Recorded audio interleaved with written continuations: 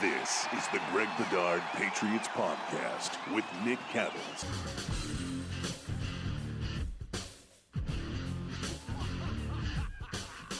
Let's talk some Patriots, shall we? He's Greg Bedard. I'm Nick Cattles. Greg Bedard Patriots Podcast with Nick Cattles.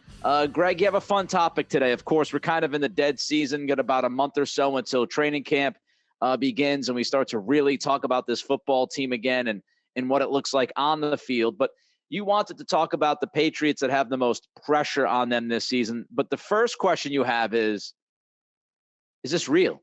Does this pressure actually exist for professional athletes and coaches? What do you think, Greg? Does it actually exist? Is there pressure? Yeah, and I thought this was a good question. It actually came from a guy who responded to me on Twitter. And, he was obviously being, how would I term it? A little, let's say defensive. But he basically said, trust me, these players and coaches feel much more internal pressure than they do external pressure. And look, I would say that's fair to say for the most part. I mean, you don't get to be a professional athlete at this level or a coach without being driven and putting pressure on yourself internally. I mean, me as a youth coach, I deal with this stuff, all the time in terms of, I talk to these, and for people who don't know, I coach a lot of softball, like high school level softball, club softball. And we just had a couple tournaments and I deal with these athletes all the time, and they're at a, strange age where it's it's basically like we've taught them enough. Now it's, do you want to be good or not? And, right. These people who have reached these heights, which is, high school ball, competitive, really good high school ball, to professional sports is all the way up here. But those people don't reach those heights without demanding a certain level from themselves. And we're talking greatness, because you have to reach to play in college, to play in the pros. I mean, you have to put, this internal pressure on yourself every day to say, I'm going to get better every day, because my competition out there, the people who are competing for spots to be recruited in college, the draft, they have to compete every single day or else they don't reach this level. So there is a certain aspect of that. But I do think that at a certain point in people's professional careers, and a lot of the people that are on my list, and I'll be interested to see what your list is, and we dealt with players and coaches on the Patriots, you reach a certain level where you've made a certain amount of money, and, there are expectations. And I do think that at a certain point in time, you've been pushing yourself, but now you do start to hear the pressure externally, whether it's sports talk radio or social media nowadays, and friends and family and things like that. I mean, for example, one guy who I'm sure is on both of our lists is Jonnu Smith.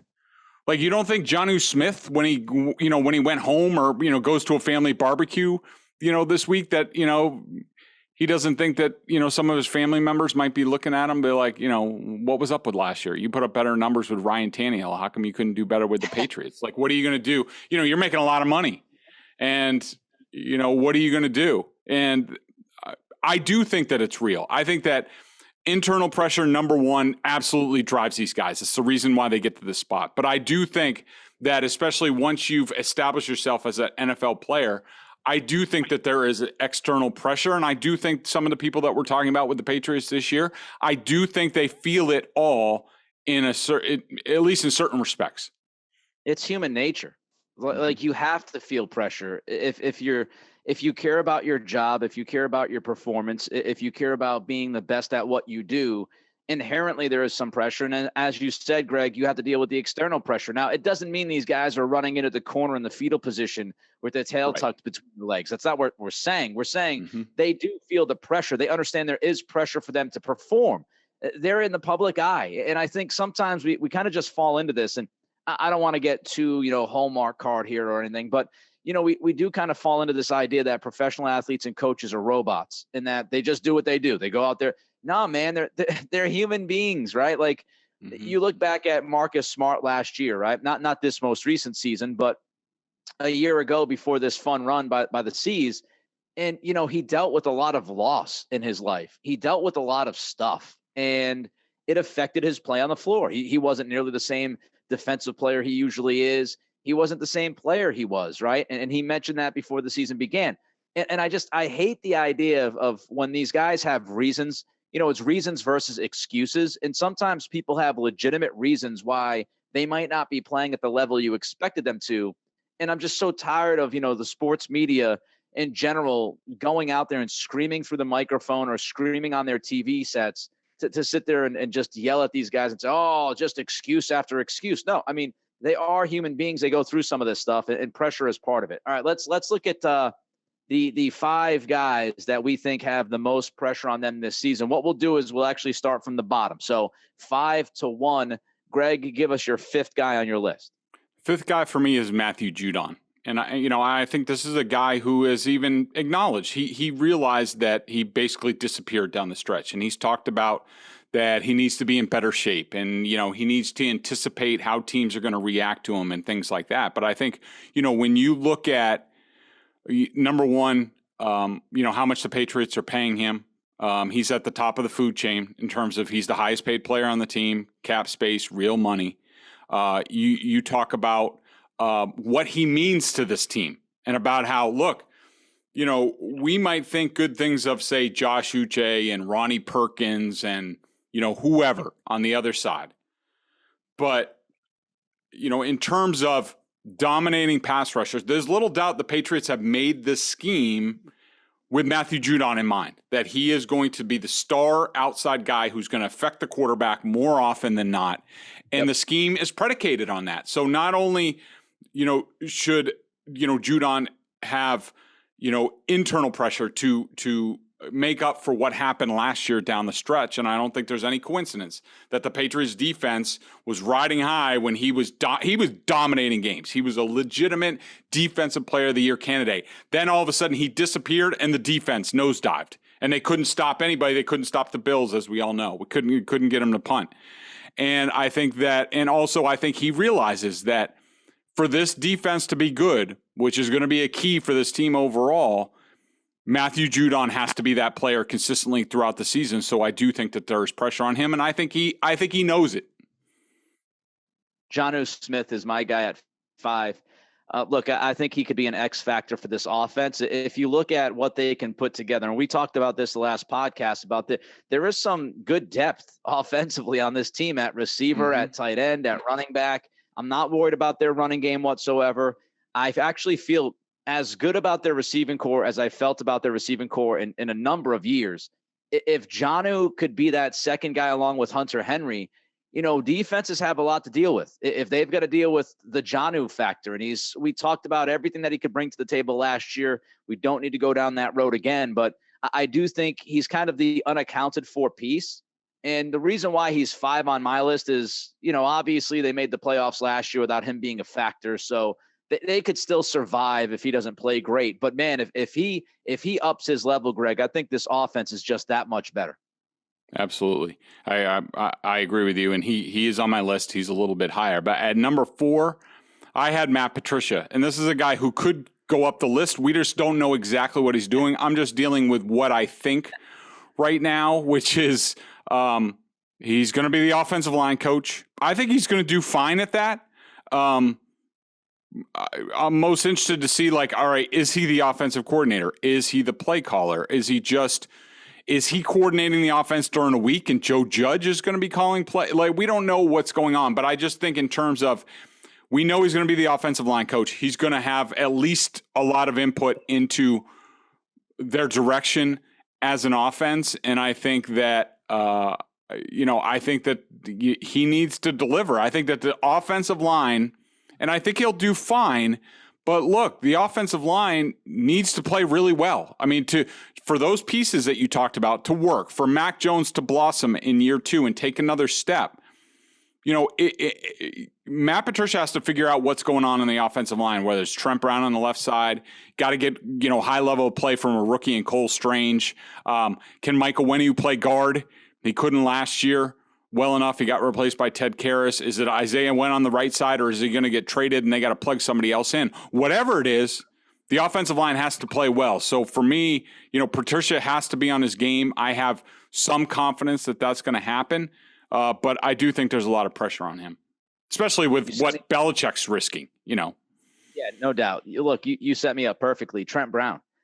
Trent Brown's my next guy. To go along with what you just said, I mean, if Trent Brown can't stay healthy, if Brown doesn't have a good season productively up front, this offensive line, they have some question marks. If Brown plays well and stays healthy, a lot of the other pieces kind of just slide right in and you feel better about it. But you've got the David Andrews injury situation going on. Is he going to be 100% as they get closer to training camp? I'm not too worried about Owenu, but what do they do with Isaiah Wynn? Is he gone? Is he not gone? You're dealing with Cole Strange, his rookie season. You're worried about some of his anchor issues early on in his career. Is he going to get off to a fast start? If Brown is playing left tackle, then he's got to be there to help secure Cole Strange. I just think that Trent Brown is kind of the key that unlocks this offensive line. If you can go into every single week feeling pretty damn good about him, you should feel better about the offensive line. If you go into each week wondering if he's healthy, is he playing well, all of that stuff, then I think it's a trickle-down effect. And that trickle-down could cause some major issues in front of Mac Jones, which really concerns me. So I've got Trent Brown as my 4 guy. Yeah, good name. I definitely considered him. He's not on my list, but I did consider him for the reasons that you laid out. Number 3 for me is a guy we already talked about, Jonnu Smith. And the reason why he's higher on my list than probably most, like you had him at 5, is because I'm also taking into consideration that the Patriots have, for now, jettisoned the fullback. So to me, that means that they're going to put a lot on the tight ends, the H-backs, and that includes number 1, Jonnu Smith. If he's making $12.5 million a year. I think it was overthecap.com said that he basically played to a $3 million level last year. Yeah. And so, if they're not going with a fullback, he's going to be the H-back to get him on the field more and do some things. And so he's going to be asked to do more blocking. He's going to get the ball out of the backfield. He'll get some, wheel routes and things like that. Like they are, by getting rid of the fullback, they have already put more pressure on Jonnu Smith. He didn't deliver last year. Good signs so far, I would say, in the offseason. But to me, there's no question that there's a ton of pressure on Jonnu Smith, and it'll be interesting to see how he reacts. Jalen Mills, crucial to this defensive back room. Just similar to the offensive line, there's questions about the DBs, right? Look, safety, we talked about this during our last podcast. Both of us feel really good about the safety room. They're deep, they're talented. They have a mix of young and old. We feel pretty good about the safeties back there. But cornerback is still a big question mark with this football team. Is Malcolm Butler going to make the team? How will he perform? Can they depend on Terrence Mitchell to be a solid guy who can be actually, a number 2 maybe on the outside for this football team? Jack Jones, he's in the mix, but, do we believe that Jack Jones can make an impact in his rookie season? We have a lot of questions on the outside, and it looks like they're going to bank on Jalen Mills to be one of their guys, right? Maybe their top guy. And I'm not totally sold on Mills. I wasn't sold when they signed him. I know some of the analytics and statistics will tell you that he had a pretty good season last year. I thought he gave up some big plays and some big moments. So I have my questions about Jalen Mills. If he plays good and he locks down one of those 2 cornerback spots, you're in a better position, Greg. Yeah, I'm not going to argue with that. I don't have any cornerbacks on my list, and you could definitely put one there considering there's so many question marks. I just couldn't sort them all out to figure one guy has a ton of pressure on him, because I wouldn't say Malcolm Butler does. I do think with Jalen Mills, I think you'll get a certain level of play that'll be good enough. It's a question of who's going to step up, whether it's Terrence Mitchell or Jack Jones or what have you. So I couldn't go with the cornerback. But number 2 on my list is Joe Judge. What we know so far, he's at least going to be coaching Mac Jones. And to me, there is no bigger position, more important position, especially after watching Josh McDaniels go to Las Vegas and the amount that he had to coach Mac Jones last year, that everybody is going to be looking at Mac Jones. And if Mac Jones is not good enough, if he takes a step back or just treads water, everybody is going to look at Joe Judge and blame Joe Judge.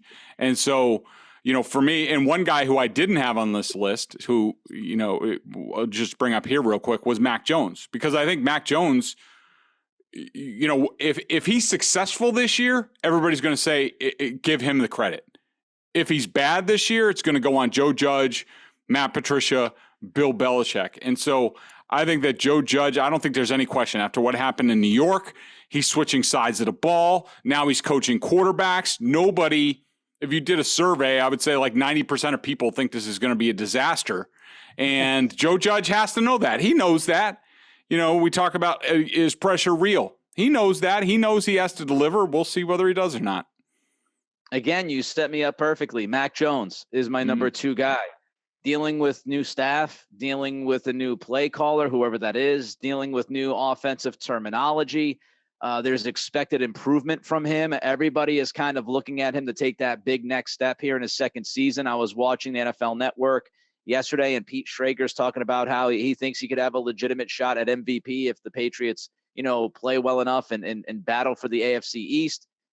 It just feels like over the past few weeks, as people have seen Mac in better shape, and I know it's T-shirts and shorts, but all of these, you know, reports from practice about how accurate he is. And yes, even when you compare his accuracy to last season in T-shirts and shorts, he's better.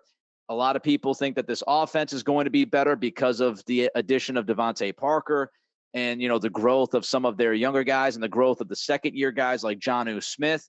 And really, finally, like, this is his team. On the field, this is now Mac's team. And when you talk about the quarterback position, which is the most crucial position in all of sports, this is his team now. And, you know, I agree with you about if they play well and he plays well, he'll get credit.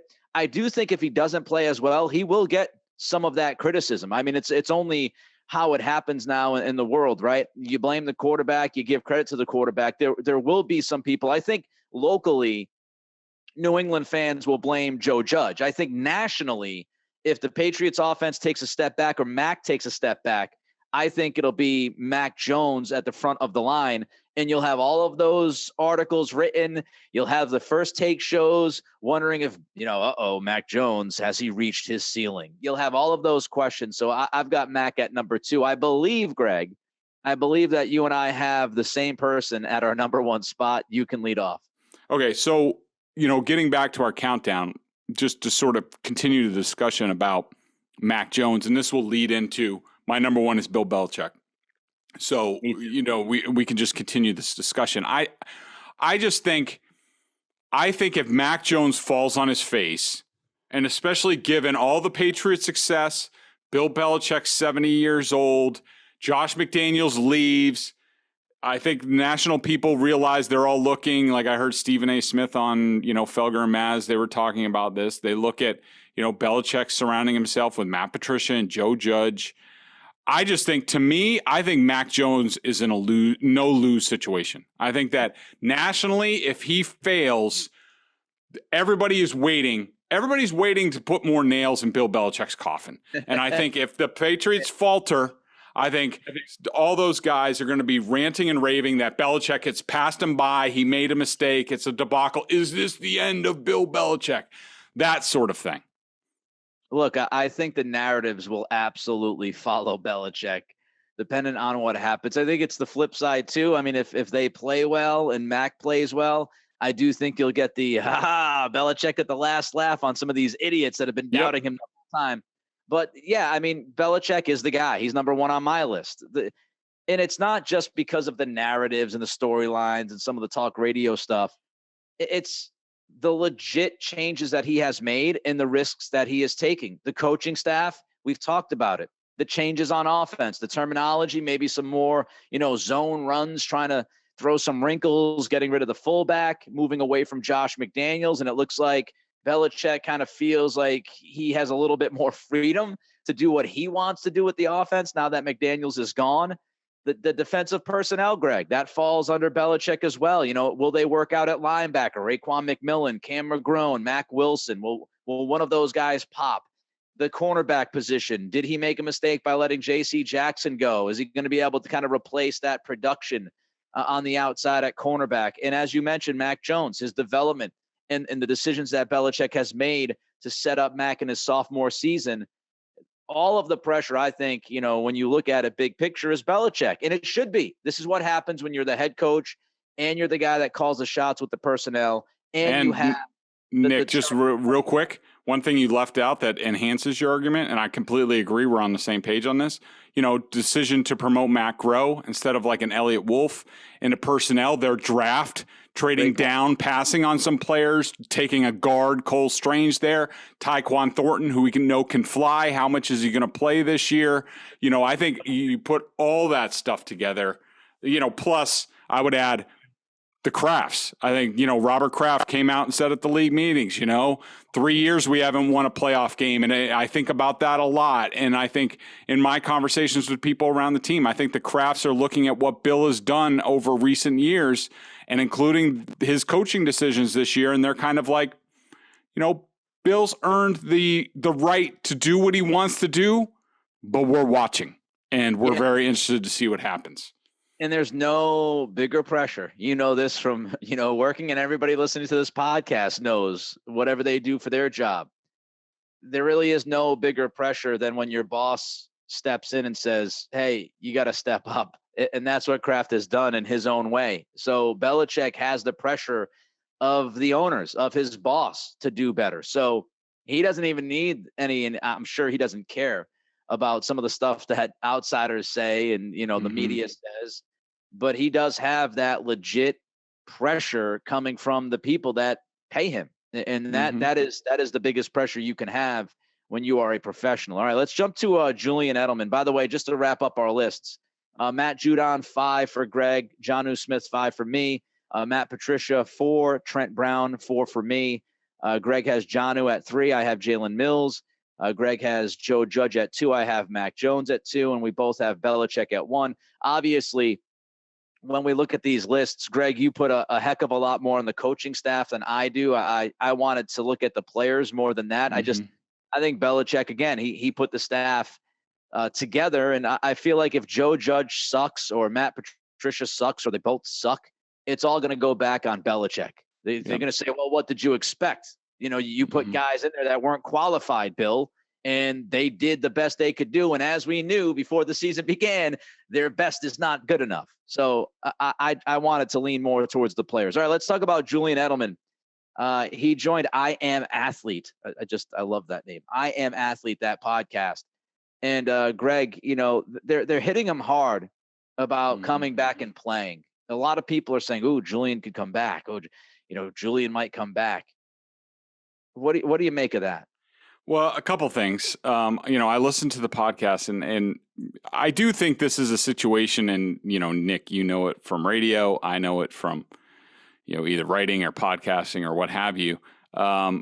Sometimes, especially when you're athletes, I wouldn't say that Brandon Marshall is there scripting these shows and doing a lot of research. I would say he probably has a producer who, says, these are the topics that we should talk about. And, Edelman had been in the news about, this, however serious he was about possibly coming back, what have you. So I don't know. They hit that a lot. To me, that spoke of some producer saying like, this is a good topic to go off of. I think it was clear from his comments multiple times, Julian Edelman's not coming back. No. I mean, his body is just shot, let alone, he did say, I feel pretty good now, but that's because, he's cut weight. He's not, he's not taking a pounding. I mean, he's not coming back. His knee's shot. He knows that. He knows to get at his size and the way he plays football, he has to prepare himself like few others in the NFL. And he just can't, his body can't do it anymore. It can't. So like, leave Julian Edelman alone. Stop talking about him coming back. It's not happening. It's just, it's not. So that, sort of bothered me. I think there were a couple topics that they touched on that sort of, called out to me. I thought that, he was asked on what makes the Patriots great. And, he talked about basically accountability. The guys like, Teddy Bruschi and Troy Brown and Kevin Falk and, those guys, they were always there. They always held everybody accountable. The guys who weren't, doing their job and not working hard enough, they would get on them to the point of embarrassment. I thought that was interesting. And it just led me to think like, who's doing that on this team? And I think there's been some question in the last, I would say the past 5-6 years on, whether they still have that. I mean, there's no Dante Hightower anymore, who we know Dante Hightower could look at a guy across the locker room wrong and scare the living crap out of somebody to get their ass going. Right. I do think a guy like David Andrews still does that. I think that Devin McCourty certainly does that to a certain extent, and Matthew Slater. But are they really the type of guys to get in your face and tell you like you're not doing your job? Or are they just more, I see them as more lead by example guys and, maybe talk here and there. But I think, this comes into the Mac Jones discussion. I think that Mac Jones has to be one of those guys. And I do think, as we talked about before, I do think one of the noticeable things on the practice field in the offseason practices was Mac Jones taking more ownership and getting on guys. Like, you need to do this. You need to go inside or outside, or I saw it this way. You need to do it that way. That's going to be vital for this team. Mac has to do that. Somebody on the second level of the defense needs to develop that. I don't see a lot of guys I don't think Matthew Judon's that type of guy. He's more of I'll just do my job type of thing. But I do think some sort of linebacker needs to emerge in the Mayo, Dante Hightower mold. For if this team's really going to rise up, it's going to have to be Mac Jones needs to take a huge leap, and somebody at linebacker has to develop. It'd be interesting, like Juwan Bentley. When we talk about Juwan Bentley, we say like, oh, we know what we should expect from that guy. We know who he is, and all of that is true. But when you really think about it, we talk about guys who have pressure on them. Bentley could have some pressure on him because he's the one dude on the second level that you feel you can depend on. Right? Again, we're seeing if Raekwon McMillan will step up. We're going to see if Mac Wilson can do the job, and if Cam McGrone can get healthy. If Bentley falls back in any kind of way and doesn't produce, that's going to be a problem. And then also, you might look to him to be that voice in the room because he's the dude that is the veteran, that is the steady hand on the second level. So, Bentley's an interesting guy that we can look at. But I agree with you about Mac Jones. Like, Mac is telling receivers don't round out their routes. He's running, routes for wide receivers to tell them and show them what to do. He's definitely stepped up, and I think the pressure is a lot on his shoulders. About Mac Jones, I know Julian Edelman talked about him, said, he's not there yet. And Edelman also said he was a little bit worried about the defense. Greg, your thoughts on those comments? Yeah, I thought those were interesting. I thought that, and maybe this comes from playing with Brady and seeing Brady and he's loyal to Brady, but I thought that I wouldn't say that Edelman was over praising Mac Jones at all. A lot of it, I wouldn't say he was, disrespecting him or anything like that, but it was a lot like, he had a nice year, but he needs to get stronger and, he needs to keep working and he needs to take that leap. But I think Julian's absolutely right that the way this team is constructed, it's a lot like the early dynasty Patriots teams where Tom Brady wasn't the GOAT. He was just, a master facilitator who had ridiculously clutch moments. And I think that Mac Jones can be the facilitator. Can he be the clutch guy? It was a question we asked last year. I do think there were some signs like the Dallas game coming back from an interception and throwing a touchdown, right after that, where there are certainly signs that he can be that guy. But just like with Brady, you have to earn it on the field. You have to prove it on the field. But I think Edelman's absolutely right. This team needs a strong defense. Edelman's right to question whether they're good enough to balance, give the offense enough chances. I think that was a big issue last year where I think the offense in large measure was good enough and produced enough, but they weren't getting the ball enough in games and not enough possessions. And I think they're going to need more this year. Yeah, I agree with all of that. I know you listed some of the receivers in Patriots lore and Patriots history. When we look at Edelman, we'll get into something else that he had to say that has really been all over the place, especially on social media in a minute. But when you look at these receivers, how do you kind of stack up Edelman when you look at him as a Patriot receiver? Where is he at on your list, Greg? Well, I mean, he just riffed off like Stanley Moss, Troy Brown, Wes Welker. He didn't really place himself in there. I mean, look, I'm biased. I covered his entire career from Miami to New England. when we talk about, and they talked a little bit about, is Julian Edelman a Hall of Famer? And he said he said he even admitted probably no, because of his regular season numbers aren't there. And I do think he was going to make the case of, but the postseason matters more. And that's legitimate. And a lot of people make that argument for him. To me, I think, let's just deal with, just Welker and Edelman. I think that, to me, Wes Welker was clearly, in terms of the Hall of Fame material, it comes Wes Welker, and then Julian Edelman maybe gets a look at that because, Wes Welker had the regular season stats. He doesn't have the Super Bowl titles, but, he still produced all the time. And I just think that, there's no doubt in my mind that Stanley's number one about, all the Patriots receivers, and I would probably have Wes Welker, then Troy Brown, then Julian Edelman, or, in that sort of, I'm taking Moss out because he wasn't here long enough in terms of Patriots receivers, but that's where I would go.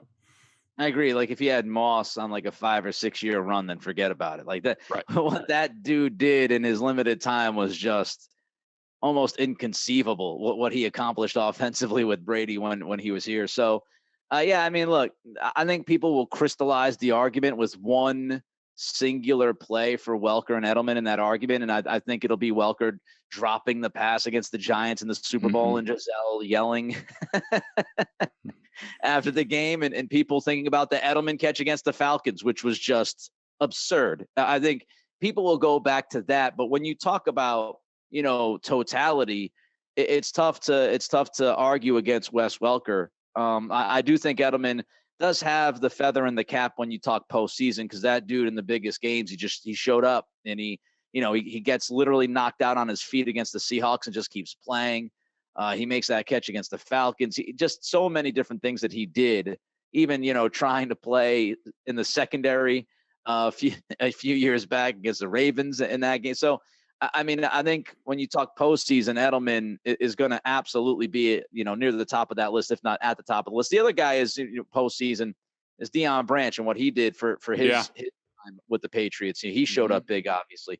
The last thing to talk about as far as what Edelman had to say, he kind of piled on Jimmy Garoppolo. We go back a few weeks ago or a couple months ago now. I don't know when it was. All time kind of runs together, but Martellus Bennett dumped on Garoppolo going back a little while ago, and Edelman was kind of, presented those quotes by Bennett, and he didn't disagree. He threw more gasoline on the fire. Just, your thoughts on how those guys on that team with Jimmy G kind of view him now, looking back at some of the things that he decided to do that they obviously disagreed with. Yeah, I think it was legit at the time, and I remember talking to people around the team and asking, like, is Garoppolo tough? And the response I would get is not as much as you would like. And now I will point out that Edelman was wrong in saying that it was Jimmy's non-throwing shoulder. It was his throwing shoulder, and I remember sort of the arguments at the time. Should he play? And, guys like Felger were going after Garoppolo. And look, no way. Felger was going after somebody, Greg, you don't say. It's legitimate. And like, I do think Jimmy was getting advice from his agent because he was going to be a free agent after the season. And they saw, chance to set himself up, starting opportunity, what have you. I do think that, though, that Jimmy should have, knowing that Brady was coming back after 4 games, I think that Jimmy should have done whatever he could to play for those 4 games. It not only would have given the Patriots their best chance at winning all of those games, but it would have, proven himself to his teammates and also people around the league. And I think that, just basically like a quarter and a half or what have you, it was that he did, it was great and all. And at the end of the day, Jimmy got what he wanted. And I do question whether he thinks it's wrong. In hindsight, I bet you he doesn't. I think he's comfortable with the decision that he made, because I think him and his agent didn't want to put bad film out there.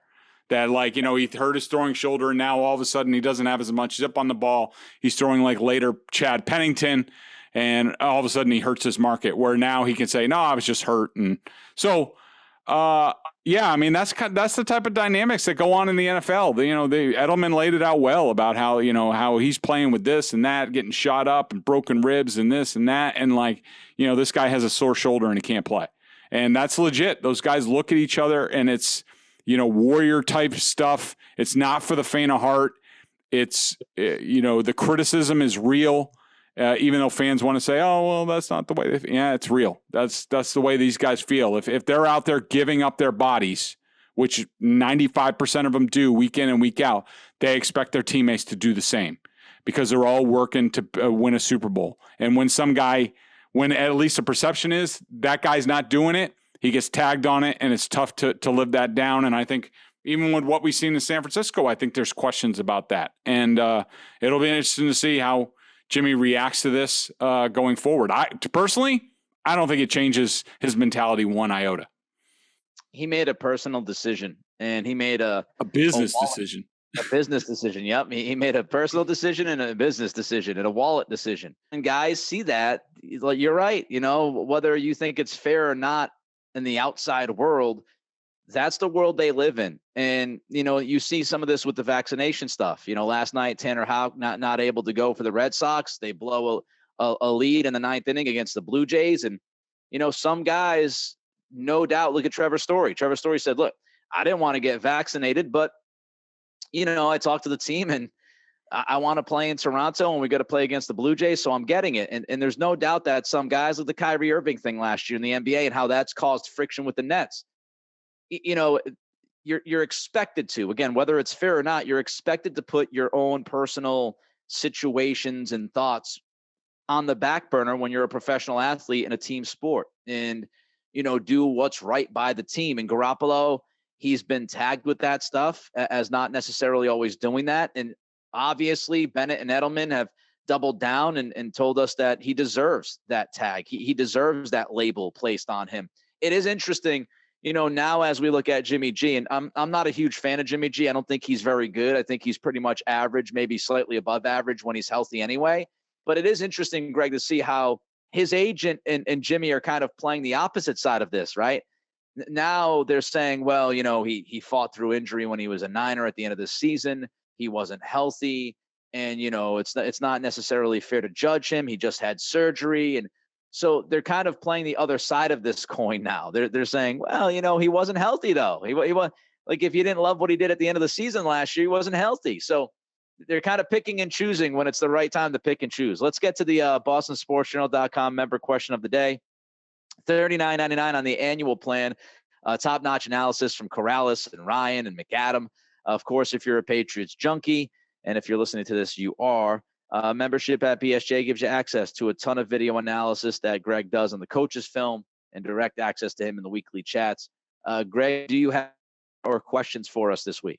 Yeah, I got one question from Robert MCT 2017, and he basically asks, this is after reading my column on Patriots with the most pressure on them. He said, Greg, I got to wonder if Bill's backup plan is himself. And I do think that's legitimate in terms of, and he's talking about the offensive coaching and things like that. And I think that's absolutely legitimate. We saw he was much more attentive to the offensive side of the ball during off-season practices, when he wasn't talking to Utah State defensive coordinators for entire practices. But I think that's legitimate. I do think he's going to help there. But, as the question is, and we've brought it up before, what's the trickle-down effect? I mean, are Steve Belichick and Gerard Mayo, are they good enough on their own? They weren't last year, especially with the Dallas debacle. Are they good enough on their own to handle the defense and let Bill just deal with the offense? What about Cam Accord and the special teams, which were one of the worst in the league last year? Is Bill Belichick needed over there? I mean, I think Bill has supreme confidence in himself that he can get things straight. He wouldn't have put these guys in this position if he didn't think with his input that they couldn't be successful. So, and he's earned that right to do that. But I do think absolutely he's part of the equation when you talk about the coaches. That's why he's number one on our list as far as most pressure for this football team. He's got a lot on his plate. he might end up having even more on the plate if other guys don't perform the way he expects them to perform on this coaching staff. So yeah, a lot of pressure on Bill, but he's kind of earned that right. He's 70 years old. He's been around the block more than a few times, and this is how he sees it. And the best thing about sports really is no matter how I feel about it or you feel about it or the fans feel about it or any other sports people feel it, sports media people feel about it, inevitably there is a scoreboard in sports, right? And we'll find out if Belichick got it right or if he got it wrong. If this team is miserable, if it's not coached well, then Belichick got it wrong. If this team, ends up playing well and winning, 10, 11 games with this schedule and gets back to the playoffs and Mac develops, then people won't be losing their minds as much. He is Greg Bedard. I am Nick Cattles. It's the Greg Bedard Patriots Podcast with Nick Cattles. Everybody have a good weekend. Enjoy the 4th of July. Enjoy the holiday, the extended break that everybody has. Be good, be safe. Don't pull a JPP and be healthy. We'll be back next time. He's Greg. I'm Nick. Greg Bedard Patriots Podcast with Nick Cattles.